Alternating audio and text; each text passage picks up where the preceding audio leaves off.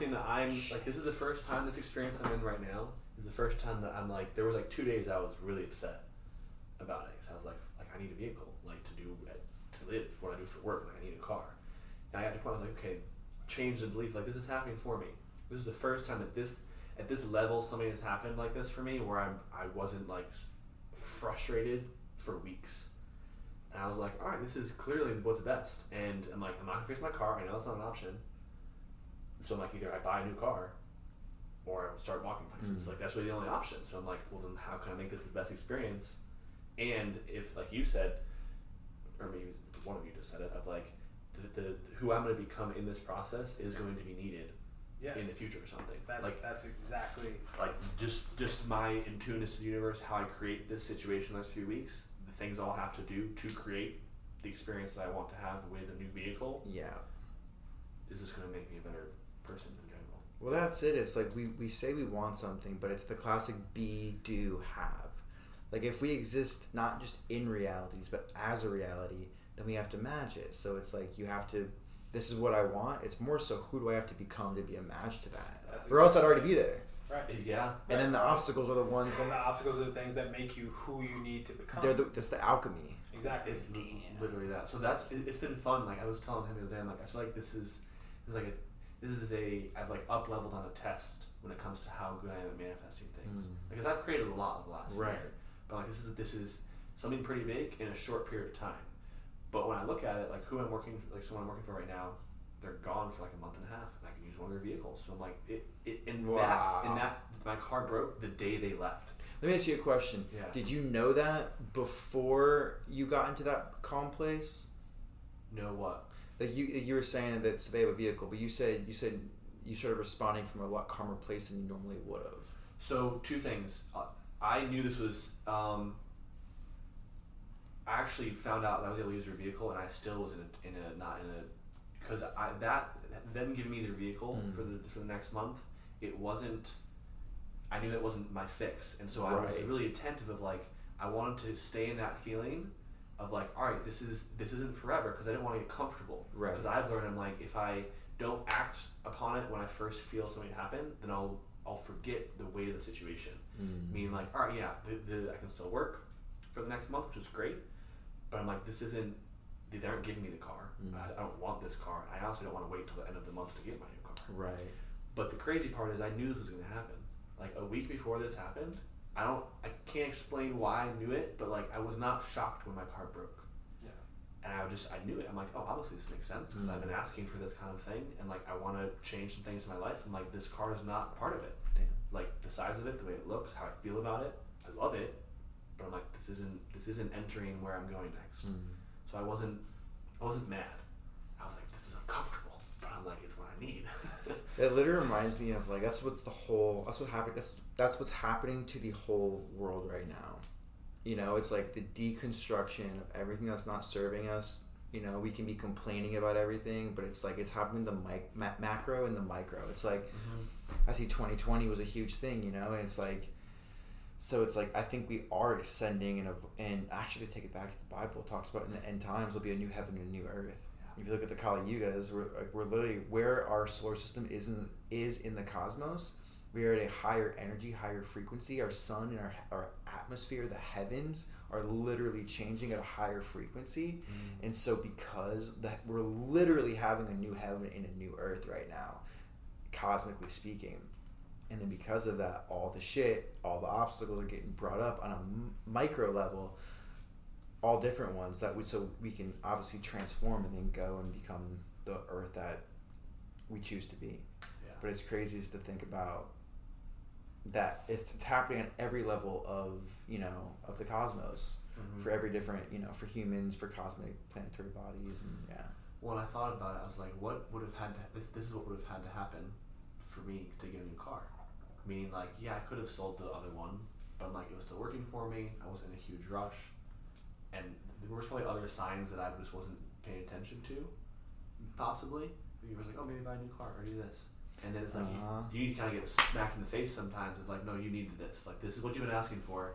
We've tried to do it gently. We're just going to break it in half. And now I have no choice. I'm like, shit, I guess The universe has done that to me many a times. Yeah. Which I know, same for me. So I'm like, I know on the flip side of this, I'm like, oh, this was a great experience. So I'm trying to, so like, this is the first time that I'm like, I want to enjoy this. Like, it's uncomfortable. It's got some work. I got to do some research for it. But I'm like what fun is, like, it's the process of it. Right. Really.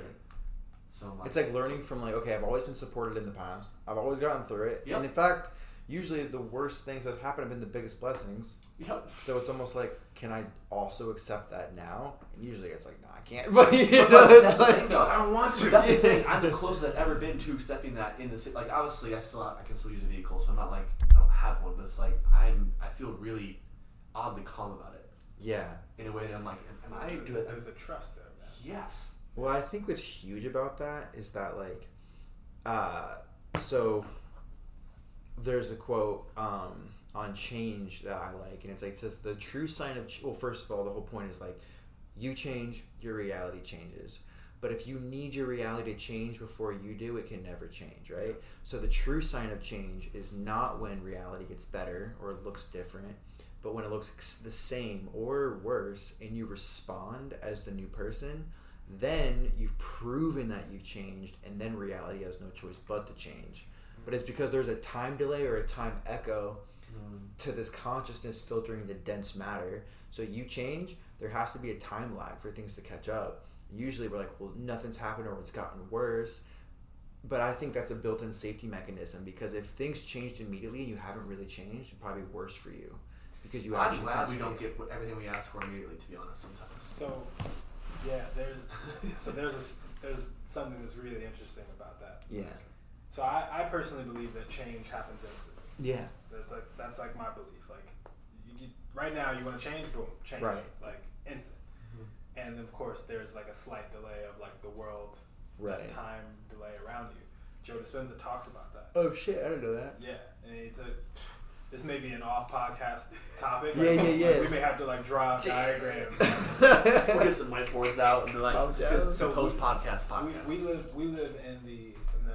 We live in the space-time continuum, Yeah. correct? Mhm. Yes. Right. So a space-time continuum means that there is a space and there is another space, a space you want to be in, and a space you are in, and a space you want to be in. Mm-hmm.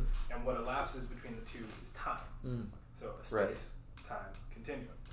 Joe Dispenza talks about a time-space continuum. Okay. So I probably want to meet this guy someday. Me too. So he switches it and he goes, okay, so instead of going space, and then time has to elapse in between the two spaces, right? And a real life example of that would be like, I want to be a painter. I want to be a world-renowned painter. Okay, it's going to take me 40 years to be in the space of being a world-renowned painter. Yeah. Right? So he changes it, and I'm going to probably butcher this a little bit, but instead, time,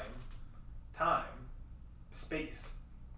Time, space. So it's a time-space continuum. So in this I had to like really break this shit down. I love this, bro. Let's go. But it's a time-space continuum. So you exist in one time, right? You want to exist another time. The only thing you have to do is change the space. So the only thing you have to do is change yourself. Oh shit. So when you say change of space, what does that look like practically for you? That's you changing who you are, which is immediate. So when you go into this that is- meditation, be like, I'm now this other person. Correct, and this is where that's the whole concept of the quantum meditation or the quantum jump is instead of changing and waiting for time to elapse in between two spaces, Right. you change the space to change the actual time that you're in. Obviously, in that comes Okay. belief too. You have to have belief that it's going to happen. Yeah, and there's all the technical that goes No, into but that. I'm saying I feel like it's that simple. I don't It's like even you think you necessarily need belief. I think if you, because my whole thing, I think like it's like you impress the subconscious enough that like maybe it is belief, maybe it's a different word, but it changes. You just change, which is really interesting. You're saying this. So, one of my biggest teachers is this guy Bashar, or that's a channeled being. This guy Darren Anka channels, but they're an ET civilization. And he talks about the science of teleportation and how their ships travel. It's very similar to what you're saying, which is interesting because teleportation and reality creation are the exact same thing. Now that I'm seeing it like this, Right. but he's like, so like he says that you think that you exist in a location. He goes, no, the location is a dimension or an aspect of you. So like this, my hand and this are actually different people existing in two different realities.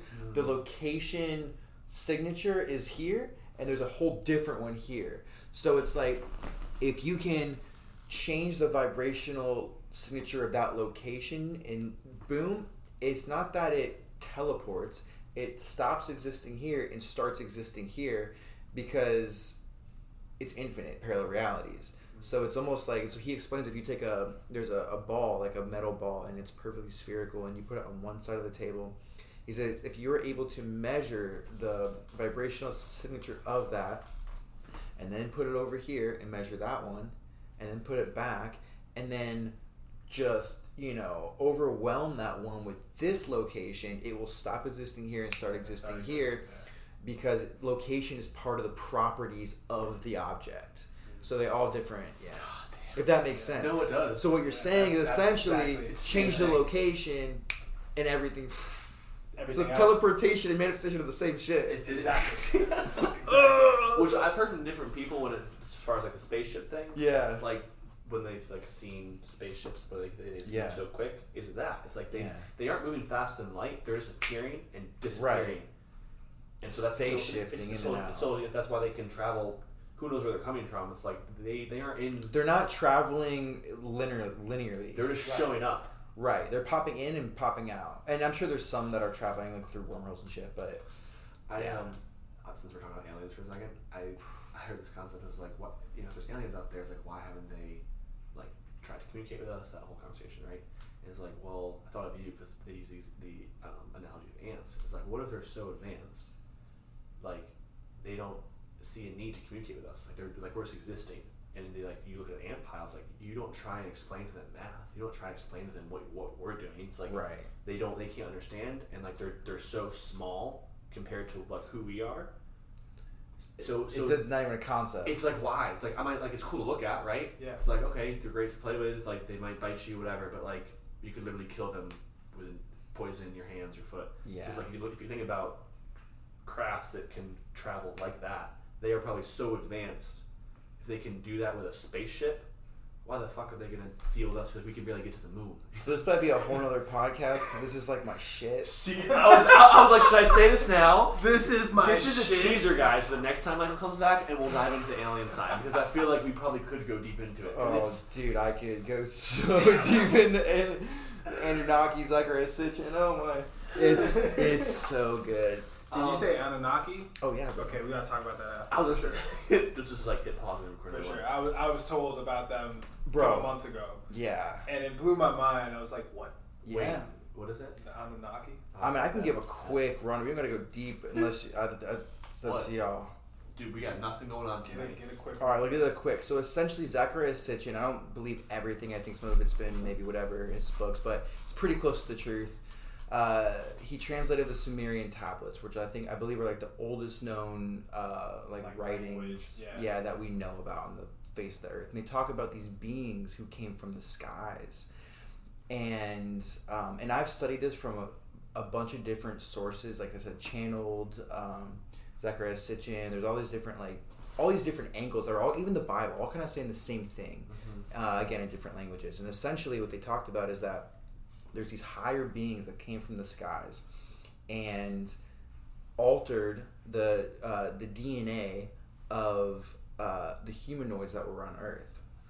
And so for different reasons. One of the reasons, and they weren't supposed to, because you're not supposed to mess with the natural evolution of a species on the Earth. There's a lot of details. It wasn't like they weren't all in agreement with this. Some wanted to. Essentially, their atmosphere and their home planet was being destroyed, and gold actually helps balance people's atmospheres, and it's more than just for jewelry. It's a very powerful substance, and so they needed to mine gold, and so they wanted to. They thought they were in a way doing a favor for us because they were a higher they're like the gods. We would consider them gods. Yeah. So they altered our DNA to actually evolve us. So we have 12 strands of DNA. Only 2 are online, but a lot of those are more like spiritual DNA. As your abilities come online, it's a whole thing. And so some of them thought they were doing us a favor, so we would actually help them mine this gold, and they, in return, they would evolve our consciousness. And so we're hybrid. That's why there's all different kinds of human beings, because we are hybrids. So we are literally a mix of God and man. and not by God as ultimate God, but like what we would God, consider the God gods. creatures. And so there's